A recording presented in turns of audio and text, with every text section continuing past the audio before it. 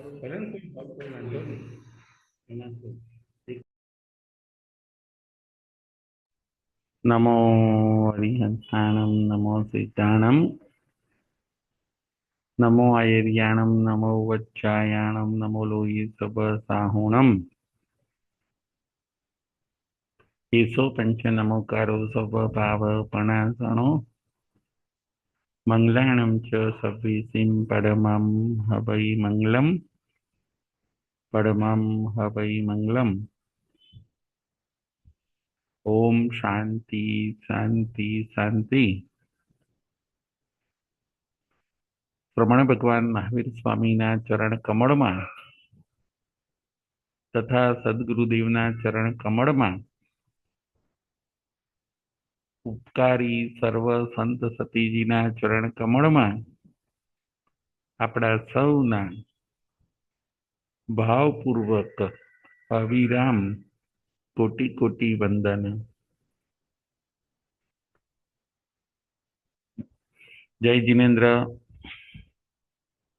તારીખ 4/3/25 ધર્મકથા. આજની આપણી કથાનું નામ છે નંદીસેન મુનિની કથા. નંદીસેન મુનિની કથા.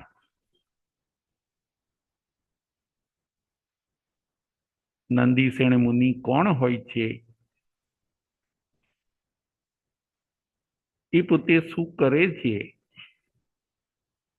અને પોતાના આત્માનું કલ્યાણ કેવી રીતે કરે છે, એમનું જીવન આજે આપણે જોઈશું. નંદીસેન મુનિની કથા. કથાનું નામ એ છે અને કથાનો વિષય છે જે જાગે છે તે પામે છે. જે જાગે છે એ પોતે પામે છે, જે જાગતા નથી એ પોતે પામી શકતા નથી. નંદીસેન મુનિની કથા. મગધ દેશના રાજા શ્રેણિક રાજાના પુત્ર આ નંદીસેન હોય છે. નંદીસેન રાજકુમાર. મગધ દેશના રાજા શ્રેણિકના પુત્ર નંદીસેન એકવાર ગ્રામાનુગ્રામ વિહાર કરતા કરતા મગધ દેશની અંદર ભગવાન મહાવીર સ્વામી પધારે છે અને આ નંદીસેન રાજકુમાર ભગવાન મહાવીર સ્વામીના દર્શન કરવા માટે જાય છે. શ્રેણિક રાજા પણ સાથે જાય છે. ભગવાનની ધર્મદેશના સૌ સાંભળે છે અને આ નંદીસેનને વૈરાગ્યનો રંગ લાગે છે. ભગવાન મહાવીર સ્વામીની દેશના સાંભળીને નંદીસેનનો આત્મા જાગી જાય છે. હે પ્રભુ, આપે કીધું એ યથાર્થ છે, સત્ય છે. હું એના ઉપર શ્રદ્ધા કરું છું, રુચિ કરું છું, પ્રતીતિ કરું છું. મારે દીક્ષા લેવી છે. નંદીસેન રાજકુમાર ભગવાન મહાવીર સ્વામી પાસે દીક્ષા લેવા માટે તૈયાર થઈ જાય છે. હે પ્રભુ, ક્ષણનો પણ વિલંબ કર્યા વગર આપ મને દીક્ષા આપો. મારે સમય હવે બગાડવો નથી. મારે મારા આત્માનું કલ્યાણ કરવું છે. ભગવાન મહાવીર સ્વામી કેવળ જ્ઞાન અને કેવળ દર્શનના ધારક છે. સર્વના મન મનની ઘટ ઘટની વાત જાણનાર છે. કેવલી પોતે ભૂત ભવિષ્ય અને વર્તમાનકાળ જોઈ શકે અને જાણી શકે. નંદીસેનનું ભવિષ્ય કેવું છે એ ભગવાન એમના જ્ઞાનમાં જુએ છે. ભગવાન મહાવીર સ્વામી નંદીસેનને કહે છે કે હે નંદીસેન, હજી તમારા ભોગાવલી કર્મ બાકી છે, માટે હાલ દીક્ષા લેવી એ યોગ્ય લાગતું નથી. આપના ભોગાવલી કર્મ હજી બાકી છે. સંસારમાં હજી આપનું રહેવાનું લખાયેલું છે, માટે હમણાં આપ દીક્ષા લો એ યોગ્ય લાગતું નથી. આપે નિકાચિત કર્મને ભોગવવું પડશે, માટે હમણાં આપ સંસારમાં જ રહી જાઓ. નિકાચિત કર્મ જેને આપે ભોગવવું પડશે, માટે હમણાં દીક્ષાનો વિચાર આપ ન કરશો અને સંસારમાં રહીને જ ધર્મ ધ્યાન કરો. નિકાચિત કર્મ ભોગવાઈ જાય પછી આપ દીક્ષાને અંગીકાર કરજો. ભગવાન મહાવીર સ્વામી કહે છે. નંદીસેન માનવા તૈયાર નથી. નંદીસેન રાજકુમાર કહે છે, હે પ્રભુ, મારું મન મજબૂત છે, પછી કર્મની શું વિસાત છે? હું કર્મ સામે લડી લઈશ, પરંતુ હવે સંસારમાં મને રહેવું પોસાય નથી.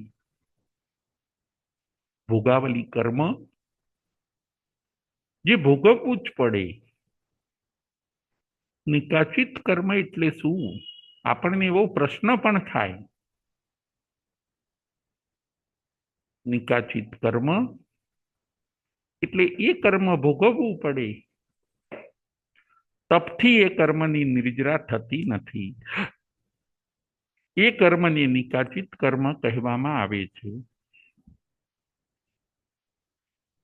બીજા બધા જે સામાન્ય કર્મ હોય છે એની તો તપ કરવાથી નિર્જરા થઈ જાય. જ્યારે નિકાચિત કર્મની તપથી નિર્જરા થતી નથી, એ તો અવશ્યમેવ ભોગવવું જ પડે છે. ભોગાવલી કર્મ જે તમને પકડી રાખે, એ કર્મમાં આપણે મીન મેખ ફેરફાર ન કરી શકીએ, એની સ્થિતિને વધારી ઘટાડી ન શકીએ, એના રસને વધારી ઘટાડી ન શકીએ, એવા કર્મને કહેવામાં આવે છે નિકાચિત કર્મ, જે ભોગવવું જ પડે.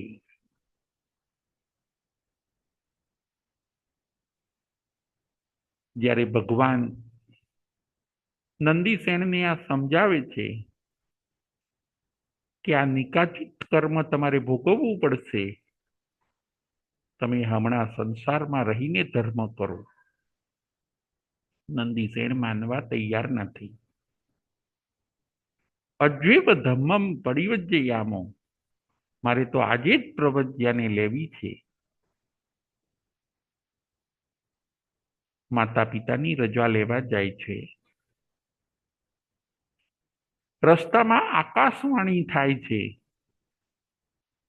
કે તમે હમણાં સંસારમાં રોકાઈ જાઓ, તમારું ભોગાવલી કર્મ તમારે ભોગવવાનું છે. દેવ આકાશવાણી કરે છે, છતાં પણ નંદીસેન રાજકુમાર માનતા નથી. માતા પિતાની રજા લે છે. એમનો વૈરાગ્ય એવો હોય છે, એમની સંયમ પ્રત્યેની તાલાવેલી એવી હોય છે કે જો સારું કરવું જ છે અને આપણું મનોબળ જો મજબૂત હશે તો કર્મ શું કરી શકવાના છે. એમનો વૈરાગ્ય મજબૂત હોય છે, એમની સંયમ પ્રત્યેની તાલાવેલી, એમનો દીક્ષા પ્રત્યેનો થનગનાટ એટલો પ્રબળ હોય છે કે દેવની આકાશવાણીને પણ સાંભળી ન સાંભળી કરે છે. માતા પિતાની રજા લઈને પાછા એ ભગવાન મહાવીર સ્વામી પાસે આવે છે. ભગવાન મહાવીર સ્વામી પણ નંદીસેન રાજકુમારની ભવિતવ્યતાને જોઈને દીક્ષા આપે છે. નંદીસેન રાજકુમાર હવે નંદીસેન મુનિ બને છે. ભગવાન મહાવીર સ્વામી પાસે દીક્ષા લઈ લીધી. જ્ઞાન, ધ્યાન, સ્વાધ્યાય અને મૌનમાં લાગી જાય છે. આ નંદીસેન મુનિ 11 અંગનો અભ્યાસ કરે છે. સ્થવિરો પાસે શાસ્ત્રોનો અભ્યાસ કરે છે. છઠના પારણી છઠ કરે. એકલું જ્ઞાન જ નહીં, પરંતુ તપની પણ ઉગ્ર આરાધના કરી. છઠના પારણી છઠ. ધ્યાન, સાધના અને મૌન. નંદીસેન મુનિ છઠના પારણી છઠ કરતા કરતા આ નંદીસેન મુનિને અનેક લબ્ધિઓ પણ પ્રાપ્ત થઈ ગઈ. મુનિ જીવનની અંદર સરસ મજાનું મુનિ જીવન પાડતા પાડતા દિવસો વ્યતીત કરે છે, પરંતુ નસીબમાં જે હોય છે તે અવશ્ય બને છે. જે એમનું ભોગાવલી કર્મ ઉદયમાં આવવાનું હોય છે એ કર્મ હવે જુઓ ઉદયમાં આવે છે. ક્યારેક આરોહ અને ક્યારેક અવરોહ,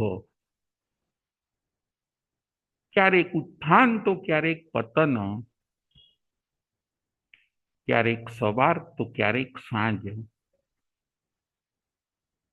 ક્યારેક ચડતી તો ક્યારેક પડતી. ભગવાન મહાવીર સ્વામીએ પણ એમને કહ્યું હોય છે કે ભોગાવલી કર્મ તમારું બાકી છે. દેવે પણ આકાશવાણી કરીને કહ્યું હોય છે કે હે નંદીસેન રાજકુમાર, તમારું ભોગાવલી કર્મ બાકી છે. જુઓ એ કર્મનો હવે ઉદય થવાનો હોય છે. નંદીસેન મુનિ પોતાની જ્ઞાન, ધ્યાન, સાધનામાં રત છે. છઠના પારણે છઠ કરે. એક દિવસ એવું બને છે કે છઠના પારણે એ પોતે વોરવા માટે જાય છે અને એક ગણિકાના ઘરે એ પોતે જઈ ચડે છે. એક ગણિકાના ઘરે એ પોતે વોરવા માટે જઈ ચડે છે.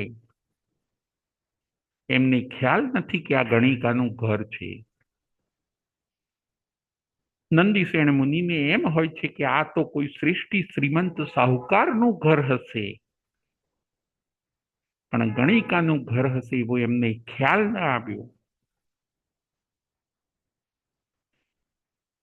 ગણિકાના ઘરની અંદર વોરવા માટે પ્રવેશ કરે છે અને એ પોતે મધુર સ્વરની અંદર ધર્મલાભ શબ્દ બોલે છે. સામે ગણિકા ઘરની અંદર હાજર છે. ગણિકા તરત જ કટાક્ષ કરે છે કે હે મુનિરાજ, અમારે ધર્મ લાભની જરૂર નથી, અમારે તો ધન લાભની જરૂર છે. અમે ગણિકા લોકો ધર્મના અર્થી નથી, અમે તો ધનના અર્થી છીએ, માટે ધર્મ લાભ અમને ન આપો. ધનનો લાભ થાય એવું કંઈક કરો. એમ કરીને ગણિકા અટ્ટહાસ્ય કરે છે, મુનિની મજાક કરે છે, ખડખડાટ હસે છે. મુનિને ખોટું લાગી ગયું. મુનિને એકદમ મુનિને પોતાનું અપમાન થયું હોય એવું લાગ્યું. નંદીસેન મુનિ પોતે વિચારે છે કે આ ગણિકાએ મારો ઉપહાસ કર્યો. એમના અહમને ઠેસ પહોંચી. મુનિનો અહમ જાગૃત થઈ ગયો. નંદીસેન મુનિ પોતે વિચારે છે કે એક 2 પૈસાની ગણિકા શું મારો આવો ઉપહાસ કરે? ધર્મલાભ શબ્દની મજાક ઉડાવે? એ સમજે છે શું એના મનમાં? અમે મુનિ છીએ, ધર્મ લાભ આપીએ છીએ. ધન એ તો અમારા માટે ફૂટી કોડી સમાન છે. આ ગણિકા સમજે છે શું? ધર્મ લાભ આપનારા અમે મુનિ છીએ, અમે સાવ ભિક્ષુક નથી. મારા ધર્મ લાભની આવી મજાક કરે. ગણિકા શબ્દ બોલ્યા હોય છે ઉપહાસ કરતા કરતા કે તમે અમને ધર્મ લાભ નહીં, ધનનો લાભ કરી આપો. અમે ધર્મના અર્થી નથી, અમે તો ધનના અર્થી છીએ. હસતા હસતા ગણિકા આવું બોલ્યા. નંદીસેન મુનિને પણ એમ થઈ ગયું કે અમારી તાકાત શું છે મુનિની, એ લાભ ગણિકાને બતાવી દઉં. મુનિ પોતે લબ્ધિનો ઉપયોગ કરે છે. અહીંયા નંદીસેન મુનિ પોતે પોતાની પાસે લબ્ધિ છે એનો ઉપયોગ કરે છે કે અમારા મુનિ લોકોની શું તાકાત હોય છે, અમે શું કરી શકીએ છીએ, એ આ ગણિકાને શું ખબર હોય. એની બોલતી બંધ કરી દઉં. આવું વિચારીને નંદીસેન મુનિ લબ્ધિનો ઉપયોગ કરે છે. એમણે એક ઘાસનું તણખલું લીધું. ઘાસનું એક તણખલું હાથમાં લીધું, હાથ ઊંચો કર્યો અને એ ઘાસના તણખલાને એ પોતે મસળે છે અને ધનનો વરસાદ થયો. તણખલું જેમ જેમ મસળતા જાય છે, રત્નોનો અને સુવર્ણ મુદ્રાનો વરસાદ થયો. નંદીસેન મુનિ લબ્ધિનો પ્રયોગ કરે છે. જુઓ, જે તપસ્વી આત્માઓ હોય, જે આત્માઓ સંયમી હોય છે, એને લબ્ધિની પ્રાપ્તિ પણ થઈ જતી હોય છે. આપણા ત્યાં શાસ્ત્રોમાં કહ્યું કે તમે જો સંયમી હશો, તમે જો ઉગ્ર તપ કરતા હશો, તમારું જીવન જો સારું હશે તો તમને લબ્ધિની પ્રાપ્તિ થઈ જશે.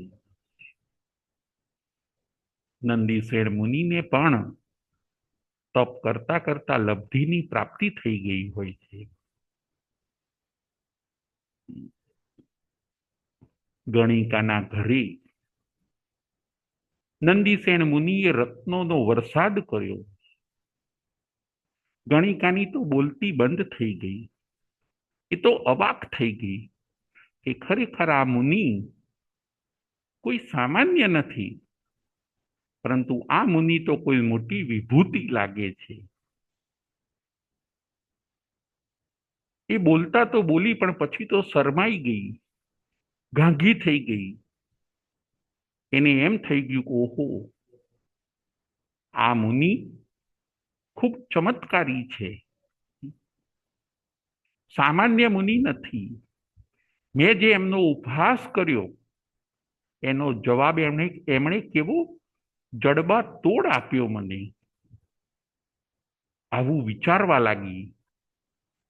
મુનિ તો ત્યાંથી ચાલતા થયા. નંદીસેન મુનિ તો લબ્ધી ફોરવીને ગણિકાને વળતો જવાબ આપીને, મુનિની શું શક્તિ હોય છે એ બતાવીને નંદીસેન મુનિ ગણિકાના ઘરમાંથી બહાર નીકળી ગયા. ગણિકા બુદ્ધિશાળી હોય છે. એને એમ થયું કે હવે આ મુનિને જવા ન દેવાય. જે ધનનો વરસાદ કરી શકે, જે રત્નોનો વરસાદ કરી શકે એવા મુનિને હવે જવા ન દેવાય. ગણિકા તરત પાછળ જાય છે, પગમાં પડે છે કે હે મુનિરાજ, મને ક્ષમા કરો. આપ તો મોટા વિભૂતિ છો, આપ મારા ત્યાં પધારો, ભોજનને ગ્રહણ કરો. કાલાવાલા કરવા લાગી. મને ક્ષમા આપો. એક વાર, બે વાર, ત્રણ વાર આવી આજીજી કરવા લાગી. અને આ બાજુ મક્કમ મન જે મુનિનું હતું એ મન હવે ઢીલું પડી ગયું. એમને ગણિકાની દયા આવવા લાગી. ગણિકા પહેલા એમને વહોરવા માટે લઈ જાય છે, પછી કાલાવાલા કરીને બેસાડે છે, રહેવાનું કહે છે. ધીરે ધીરે જુઓ, નંદીસેન મુનિ ગણિકાની વાતમાં લપટાઈ જાય છે. એના ઘરે રહેવાનું ચાલુ કરી દીધું. જુઓ, જે પેલી ભોગાવલી કર્મની વાત હોય છે એ હવે સાચી પડી. મુનિનું ભોગાવલી કર્મ હવે ચાલુ થઈ ગયું. મુનિનું નિકાચિત કર્મ હવે ચાલુ થઈ ગયું. નંદીસેન મુનિ એ ગણિકાની વાતમાં આવી ગયા. એમણે વેશનું પરિવર્તન કરી કાઢ્યું. જે દીક્ષાનો વેશ હોય છે એ પણ બદલીને હવે સંસારી વેશ લઈ લીધો. ગણિકાની વાતની અંદર એટલા બધા એ આવી ગયા અને આ બાજુ કર્મનો પ્રબળ ઉદય થયો. નિકાચિત કર્મ, ભોગાવલી કર્મ. જુઓ, આત્માને ક્યાંનું ક્યાં લઈ જાય. કર્મ ધારે તો આપણને રાજા પણ બનાવે છે અને કર્મ ધારે તો આપણને રંક પણ બનાવે છે. કેવો સરસ નંદીસેન મુનિનો વૈરાગ્ય હોય છે.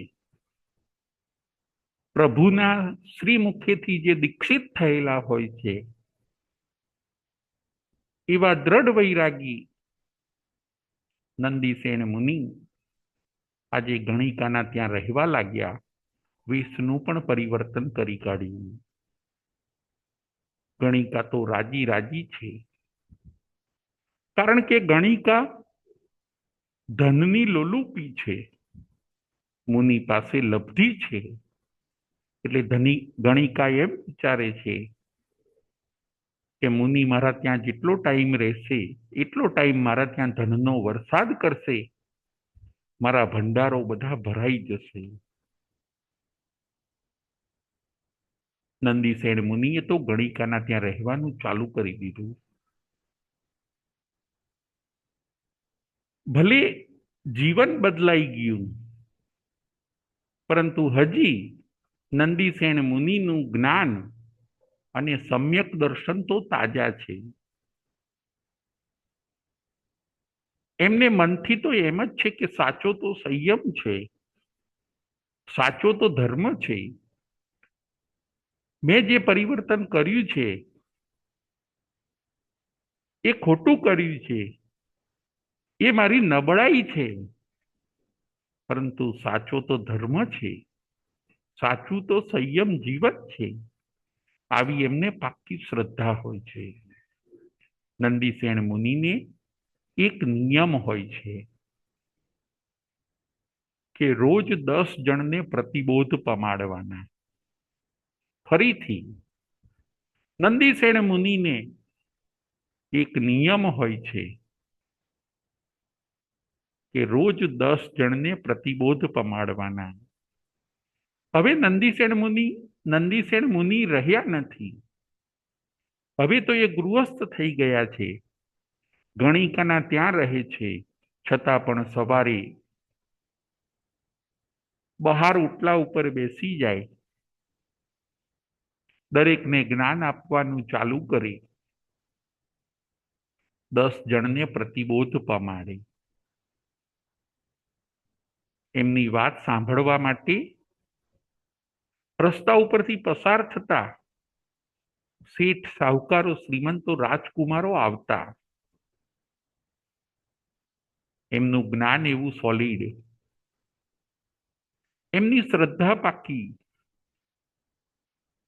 એ દરેકને જ્ઞાન આપતા અને એમના જ્ઞાનથી 10 જણ પ્રતિબોધ પામે. પછી જે પોતે આહાર પાણી લેતા, જ્યાં સુધી 10 જણ પ્રતિબોધ ન પામે ત્યાં સુધી એ વાપરવા માટે ઊભા પણ ન થતા. જુઓ, ગણિકાના ત્યાં રહેતા રહેતા પણ આ સુંદર નિયમનું એ પાલન કરે છે. રોજ સવાર પડે એટલે બહાર ઓટલા ઉપર બેસી જાય. નંદીસેન પોતે પાસ થતા લોકોની ધર્મ સમજાવે, કર્મ સમજાવે, પુણ્ય અને પાપ સમજાવે. લોકો પ્રતિબોધ પામતા. પ્રતિબોધ પામેલાને કહેતા કે તમે હવે જાઓ પ્રભુ મહાવીર પાસે. એ લોકો હરખાતા હરખાતા કંઈક પ્રાપ્ત થયું છે, કંઈ ઉપલબ્ધિ થઈ છે, ખુશી થતા થતા એ લોકો પ્રભુ મહાવીર સ્વામી પાસે જતા. નંદીસેનને આવો નિયમ હોય છે, જ્યાં સુધી હું 10 જણને પ્રતિબોધ ન પમાડું ત્યાં સુધી મારે મુખની અંદર પાણી મૂકવું પણ કલ્પતું નથી. જુઓ કેવી પાત્રતા. સંયમ જીવનથી પડવાઈ થયા છે, ગણિકાના ત્યાં રહ્યા છે. કર્મ કર્મનું કામ કરે છે, આત્મા આત્માનું કામ કરે છે. ફરીથી નિકાચિત કર્મ એનું કામ કરે છે, નંદીસેન પોતે એનું કામ કરે છે. રોજ 10 જણને પ્રતિબોધ પમાડે. 10 જણ પ્રતિબોધ પામી જાય પછી એ પોતે અનાજ પાણી મુખમાં મૂકતા. પછી એ ગણિકા પાસે જતા, ગણિકાએ જે રસોઈ બનાવી હોય એ આરોગતા, સંસારમાં રહેતા, ભોગને ભોગવતા. સવાર પડે પાછા ઓટલે આવીને બેસી જવાનું, 10 જણને પ્રતિબોધ પમાડવાનું. આ સિલસિલો ચાલ્યો. કેટલા વર્ષ ચાલ્યો? તો કે 12 વર્ષ. નંદીસેન 12 વર્ષ સુધી ગણિકાના ત્યાં રહે છે. ભોગાવલી કર્મ છે, ન ગમે ન રૂચે છતાં ભોગવવું પડે. નિકાચિત કર્મ છે. એકવાર એવું બને છે કે 9 જણને પ્રતિબોધ પમાડ્યો, હજી એક સોની હોય છે એ પ્રતિબોધ પામતો નથી. 9 જણ તો પ્રતિબોધ પામી ગયા. એમને તો બોધ પમાડીને રવાના કરી દીધા. પણ હજી એક સોની છે 10મો, એ પોતે હજી બોધ પામતો નથી. નંદીસેન એને સમજાવે છે કે આને કર્મ કહેવાય, આને ધર્મ કહેવાય, આને પુણ્ય કહેવાય, આને પાપ કહેવાય. આત્માને તમે માનો. સોની કહે છે આ મને રૂચતું નથી, આ મને ગમતું નથી. એવું હોઈ શકે કે કેમ? સામે પોતે શંકાઓ કરે સોની, પરંતુ પ્રતિબોધ ન પામે. પહેલો પહોર વીતી ગયો, બીજો પહોર વીતી ગયો, ત્રીજો પહોર ચાલુ થઈ ગયો. ગણિકા નંદીસેનને બોલાવે છે કે ચલો રસોઈ થઈ ગઈ, જમવાનું મોડું થાય છે, હમણાં આવું છું. એક આ 10મો વ્યક્તિ જો પ્રતિબોધ પામી જાય પછી હું આવું છું. ગણિકા બોલાવે છે નંદીસેનને. આ બાજુ નંદીસેન સોનીને પ્રતિબોધ કરવા માટે ખૂબ મહેનત કરે છે, દાખલા દલીલોથી સમજાવે છે, જ્ઞાન આપે છે, પરંતુ સોની એકનો બે થતો નથી. 3 પ્રહોર વીતી ગયા. બપોરના 3 વાગ્યા, 4 વાગ્યા. સવારનું મુખમાં પાણી પણ મૂક્યું નથી, અનાજનો દાણો પણ ખાધો નથી. ફરી ગણિકા બોલાવા આવે છે નંદીસેનને કે ચાલો મેં બીજી વાર રસોઈ બનાવી, એ પણ ઠંડી થઈ જશે, હું આવું છું. 9 જ વ્યક્તિ હજી પ્રતિબોધ પામ્યા છે, આ 10મો વ્યક્તિ પ્રતિબોધ પામતો નથી. 10મો વ્યક્તિ પ્રતિબોધ પામી જાય એટલે મારી પ્રતિજ્ઞા તૂટે નહીં, પ્રતિજ્ઞા પણ સચવાય. પછી હું આવું છું. નંદીસેન ગણિકાને સમજાવે છે. ગણિકા નંદીસેનને જમાડવાની રાહ જુએ છે. સોની હજી બૂઝતો નથી, સોની હજી પ્રતિબોધ પામતો નથી. ગણિકા નજીક આવે છે અને નંદીસેનને કહે છે, નંદીસેન કહે છે કે 9 જણ તો પ્રતિબોધ પામીને ગયા, હજી એક વ્યક્તિ 10મો પ્રતિબોધ પામવાનો બાકી છે. સમય ઘણો જતો રહ્યો છે. ગણિકા કટાક્ષ કરે છે. જુઓ, સાંભળવા જેવું છે, સમજવા જેવું છે.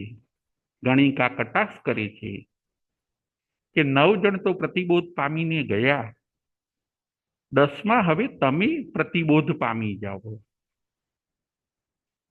એટલે તમારી પ્રતિજ્ઞા તૂટશે પણ નહીં અને 10 જણ પ્રતિબોધ પામી જશે. માટે હવે તમે જ પ્રતિબોધ પામી જાઓ. જો આ સોની પ્રતિબોધ પામતો નથી તો તમે પ્રતિબોધ પામી જાઓ, એટલે તમારી પ્રતિજ્ઞા પણ સચવાશે અને એ પ્રતિજ્ઞા પૂરી થશે તો તમે ભોજન પાણી પણ લઈ શકશો. ગણિકાની આ વાત સાંભળીને એમના મનની અંદર, નંદીસેનના મનની અંદર અજવાળું થઈ ગયું. એમને એમ થઈ ગયું કે ગણિકાની વાત સાચી છે. 10મો આ સોની ભલે હવે પ્રતિબોધ પામતો નથી, 9 તો પ્રતિબોધ પામીને ગયા છે મારી પાસેથી, 10મો જો હું જ પ્રતિબોધ પામી જઉં તો મારી પ્રતિજ્ઞા તૂટશે નહીં. આત્મા જાગી ગયો, જે જાગે છે તે પામે છે. મુનિને ચોટ લાગી. આ વાક્યને સાંભળીને, ગણિકાના આ વાક્યને સાંભળીને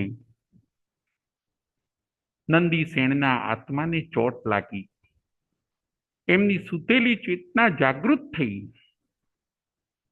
એ તરત જ ઊભા થઈ ગયા. ગણિકાને કહે છે, હે ભદ્રે, તારી આ વાત સાચી છે. દસમાં હવે મારે જ પ્રતિબોધ પામવાની જરૂર છે. હું લોકોને પ્રતિબોધ પમાડું છું. મારે પણ પ્રતિબોધ પામવાનો અવસર આવી ગયો છે. પોતે ઊભા થઈ જાય છે.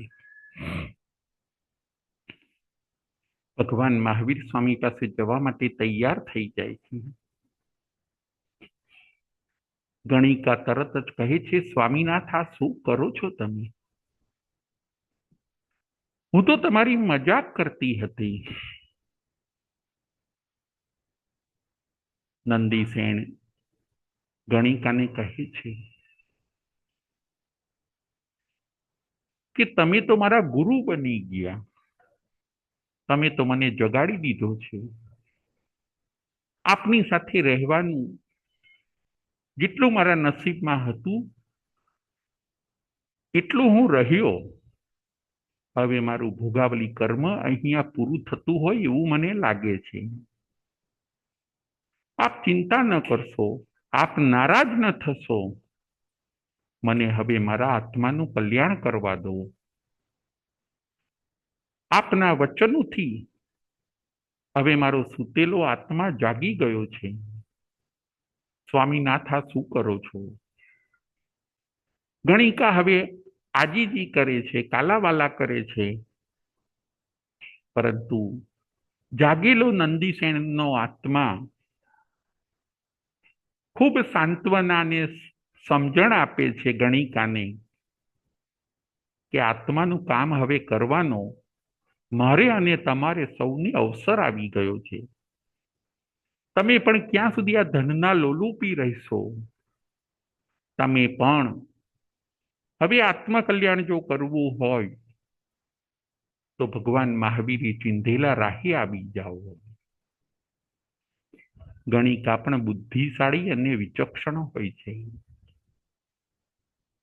એ પણ હવે નંદીસેણને અડચણરૂપ બનતા નથી. ખુશીથી પોતે મંજૂરી આપે છે અને નંદીસેણ પાછા પોતે ભગવાન મહાવીર સ્વામી પાસે જાય છે. રસ્તામાં પણ આકાશવાણી થઈ. દેવે આકાશવાણી કરી કે હે નંદીસેણ, આજે 12 વર્ષે તમારું નિકાચિત કર્મ હવે પૂરું થાય છે. તમારું ભોગાવલી કર્મ હવે ભોગવાઈ ગયું. હવે આપ ખુશીથી દીક્ષા લઈ શકો છો. નંદીસેન એ પોતે ચાલતા ચાલતા જે બાજુ પ્રભુ મહાવીર સ્વામી હોય છે એમની પાસે જાય છે. પ્રભુના ચરણોમાં વંદન કરે છે અને નંદીસેન પોતે કહે છે, હે પ્રભુ, હું ખરેખર મોહમાં આવી ગયો હતો. મોહનીય કર્મનું એવું જોર થયું કે મેં સંયમને છોડી દીધો. પરંતુ મનથી છોડ્યો ન હતો. પરંતુ આ સંસારના ભોગ સુખો મને સુંવાર લાગ્યા, મને સારા લાગ્યા. એના કારણે હું પોતે મોહથી ભ્રષ્ટ થઈ ગયો. હવે મને એમ થાય છે કે મારે પાછું મારે આત્મકલ્યાણના પથ ઉપર આવી જવું જોઈએ. હે પ્રભુ, મારે પુનઃ દીક્ષા લેવી છે. પ્રભુ મહાવીર સ્વામી પણ સમજાવે છે કે હે વત્સ, તું ચિંતા ન કર. સવારનો ભૂલો પડેલો સાંજે જો પોતાના ઘરે આવી જાય તો એને ભૂલો પડ્યો ગણાતો નથી. ફરીથી સવારનો જો ભૂલો પડેલો સાંજે પોતાના ઘરે પાછો આવી જાય તો એને ભૂલો પડેલો ગણાતો નથી. માટે તમે હવે સ્થિર થાઓ. તમારું ભોગાવલી કર્મ પૂરું થયું. તમારું નિકાચિત કર્મ હતું, એનો આ પ્રભાવ હતો. એણે તમને પદભ્રષ્ટ કર્યા. તમારી ઈચ્છા હોય કે ના હોય, જબરજસ્તીથી પણ નિકાચિત કર્મ તમારી પાસે સારું યા ખોટું કામ કરાવે છે. વાંક તમારો નથી, એ કર્મનો પ્રભાવ હતો. તરણ તારણ પ્રભુ મહાવીર સ્વામી ફરીથી નંદીસેણને દીક્ષા આપે છે. પાછા નંદીસેણ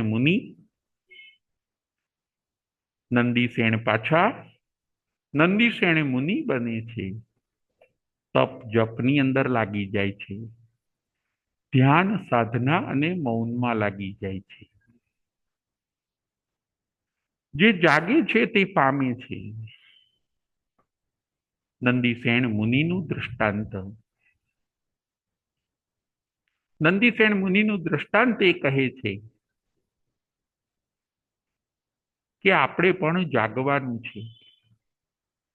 નંદીસેણ મુનિની ના જેવી પાત્રતા આપણામાં પણ આવે.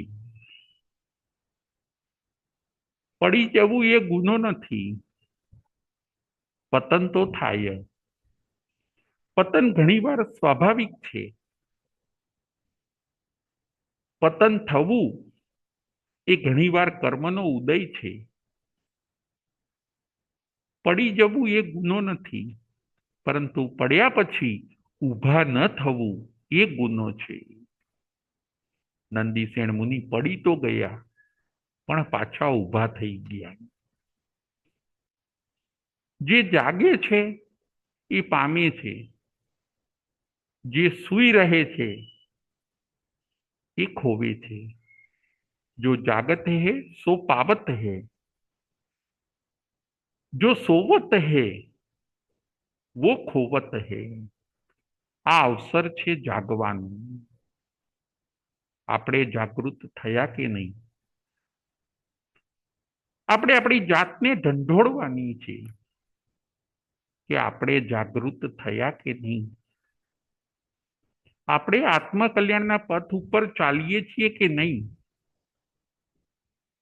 હજી મોહની નિદ્રામાં આપણે સૂતા તો નથી ને. હવે જો આપણે સૂતેલા રહીશું તો આપણે ઘણું બધું ખોઈ નાખીશું. નિદ્રાને ઉડાડવાની છે. કઈ નિદ્રાને ઉડાડવાની છે? તો કે મોહની નિદ્રાને ઉડાડવાની છે. આપણે જાગવાનું છે. જાગે છે તો બધાય, પણ એ દ્રવ્યથી જાગે છે. ભાવથી જાગવાનું છે. સવાર પડે જો બધા જાગી જાય છે. જ્ઞાની પણ જાગે છે, અજ્ઞાની પણ જાગે છે, સંતો પણ જાગે છે, સંસારી પણ જાગે છે. પરંતુ જ્ઞાની જે જાગે છે, અજ્ઞાની એવું જાગી શકતા નથી. જ્ઞાની હંમેશા જાગેલા જ રહે છે અને અજ્ઞાની જાગતા હોય છતાં સૂતેલા છે. સુતા અમુણી મુનિનો સયા જાગરંતી. જ્ઞાની જાગતા સૂતા હોય છતાં પણ જાગૃત છે. જ્ઞાની સૂતેલા હોય છતાં પણ જાગૃત છે અને અજ્ઞાની જાગૃત હોય છતાં પણ એ સૂતેલા છે. આપણે આપણને ક્વેશ્ચન કરવાનો છે. આપણે આપણને ખૂબ તપાસવાના છે કે હું જ્ઞાની છું કે અજ્ઞાની. હું જાગું છું કે હજી સૂતેલો જ છું. નંદીસેણ મુનિ તો પોતે જાગી ગયા. હું જાગું છું કે હજી સૂતેલો છું. મારી મોહ નિદ્રા ઉડાડી છે કે નહીં? મારા ભવિષ્યનું હું વિચારું છું કે નહીં? મોક્ષ મેળવવા માટે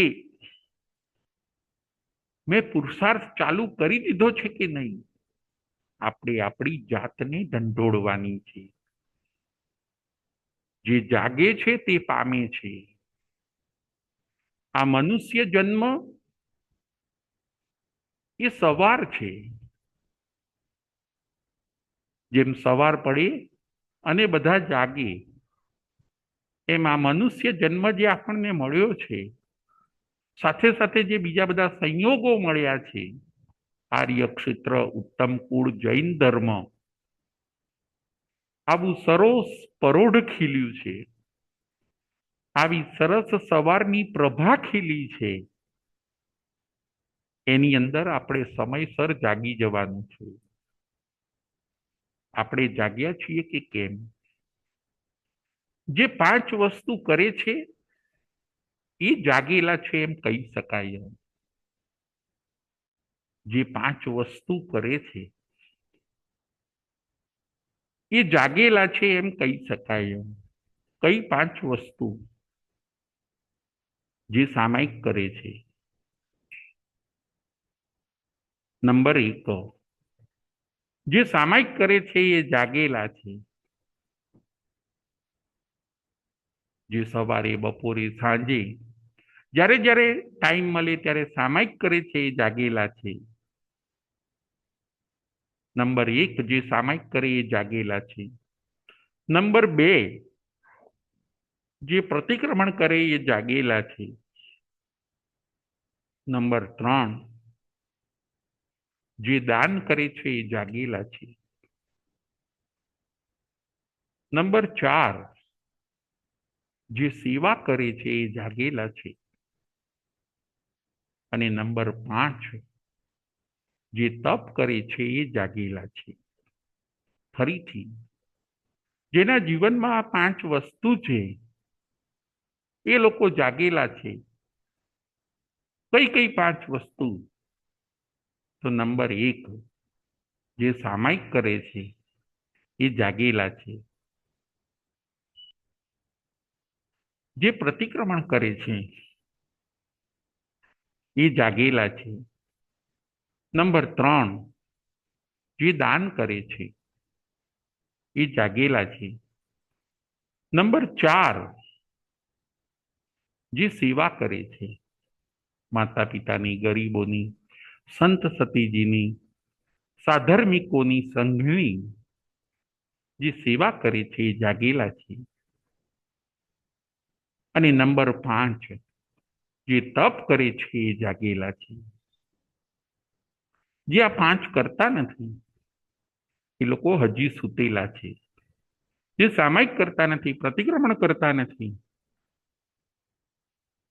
દાન, સેવા અને તપ કરતા નથી, એ લોકો ભાવથી સૂતેલા છે. કદાચ ભલે દ્રવ્યથી જાગૃત હોય છતાં જે ભાવથી સૂતેલા છે, પરલોકમાં મારું શું થશે એનો એમને વિચાર નથી. આપણે દ્રવ્યથી પણ જાગીએ અને ભાવથી પણ જાગીએ. ચંડ કૌશિક સર્પ જુઓ કસાઈમાં હોય છે. ભગવાન મહાવીર સ્વામીના 2 શબ્દોથી એ જાગી ગયા. એક તિર્યંચ પરિવર્તન કરે છે, એક તિર્યંચ પોતે જાગૃત થઈ જાય છે. ભગવાન મહાવીર સ્વામીના 2 શબ્દ એણે સાંભળ્યા, બુદ્ધ બુદ્ધ, અને ચંડ કૌશિક સર્પ પોતે બોધ પામે છે. ક્રોધ કસાયનો ત્યાગ કરે છે. 15 દિવસનો સંથારો કરે છે અને 8મા દેવલોકની અંદર એ પોતે દેવ બને છે. જે જાગે છે એ પામે છે. શૈલક રાજર્ષિ ચંડ કૌશિક કસાઈમાંથી બહાર નીકળી ગયા. શૈલક રાજર્ષિ એ પોતે પ્રમાદમાંથી બહાર નીકળી જાય છે. એમનો શિષ્ય પંથક એ એમાં નિમિત્ત બને છે. શૈલક રાજર્ષિ સાધુ હોય છે,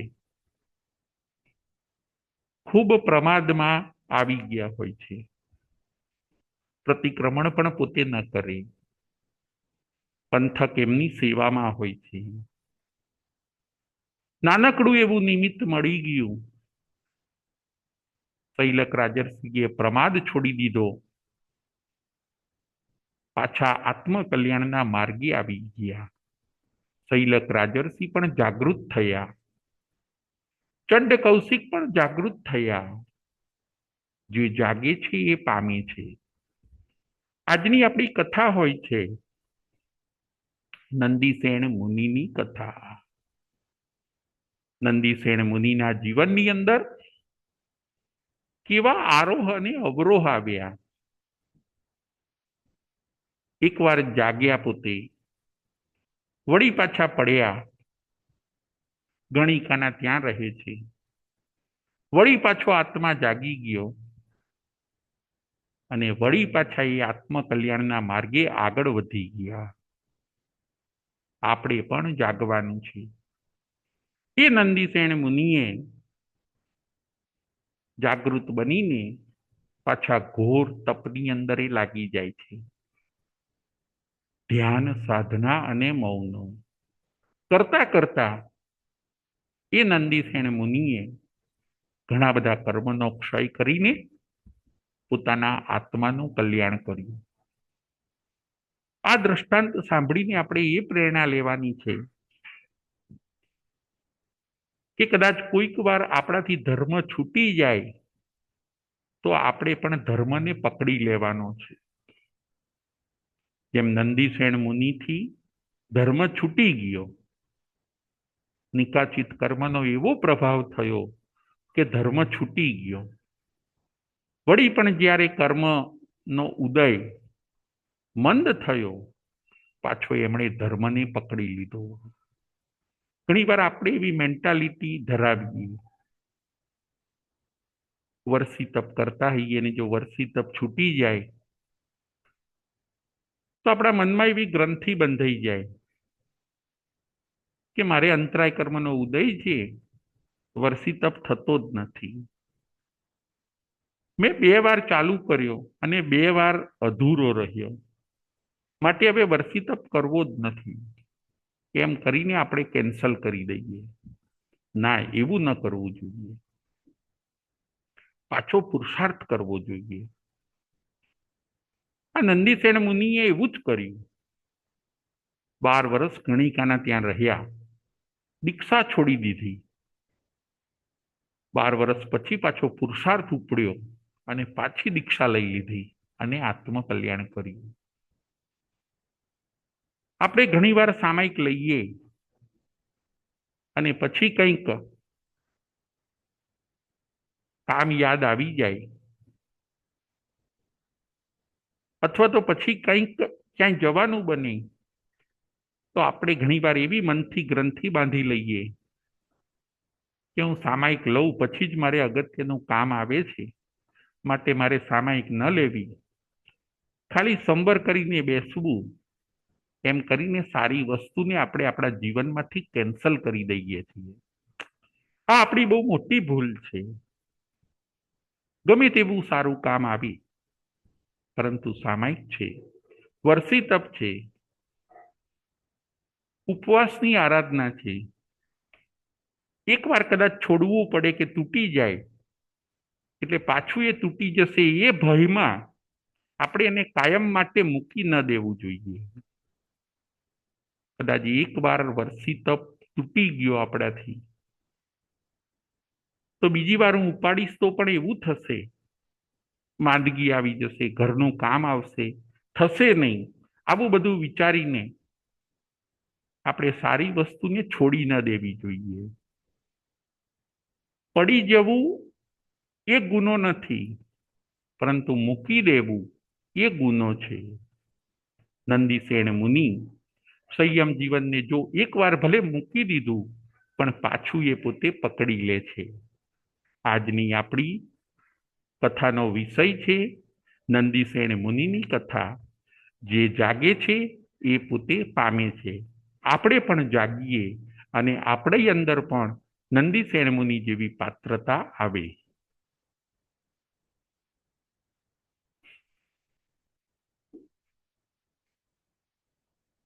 પ્રશ્નોત્તરી.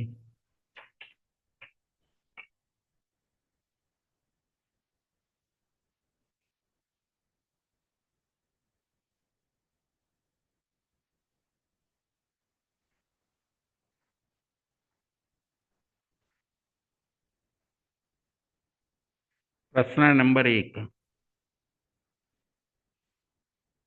નંદીસેન રોજ કેટલા લોકોને પ્રતિબોધ પમાડે છે?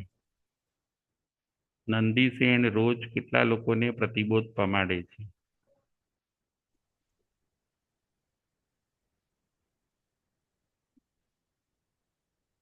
પ્રિયેશભાઈ. જય જિનેન્દ્ર. જય જિનેન્દ્ર. નંદીસેન રોજ 10 લોકોને પ્રતિબોધ પમાડતા હતા. બહુ સરસ, બહુ સરસ. બીજો પ્રશ્ન.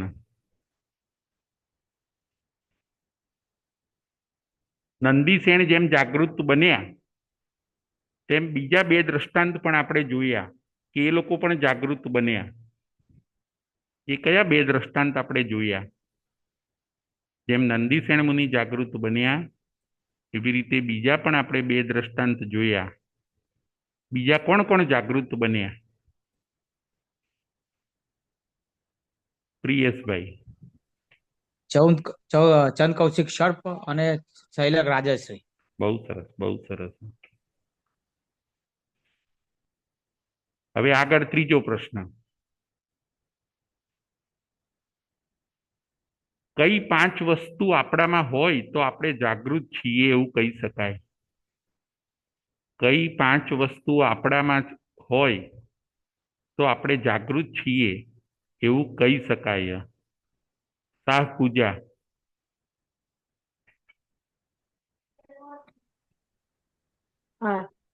જય જિનેન્દ્ર. સામાયિક, પ્રતિક્રમણ, દાન, સેવા અને છેલ્લું એમ લખ્યું હતું. એક મિનિટ. દાન, સેવા, એક મિનિટ. હા, ફરી.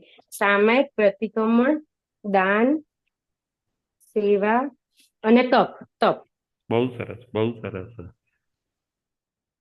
હવે આગળ પ્રશ્ન. નંદીસેન પોતે ગણિકાના ત્યાં કેટલા વર્ષ રહે છે? નંદીસેન પોતે ગણિકાના ત્યાં કેટલા વર્ષ રહે છે? કલ્પનાબેન. નંદીસેન પોતે ગણિકાના ત્યાં કેટલા વર્ષ રહે છે? કલ્પનાબેન. નંદીસેન મુનિ ગણિકાના ઘરે 12 વર્ષ સુધી રહે છે. બહુ સરસ, બહુ સરસ. Thank you. જય જિનેન્દ્ર, જય મહાવીર.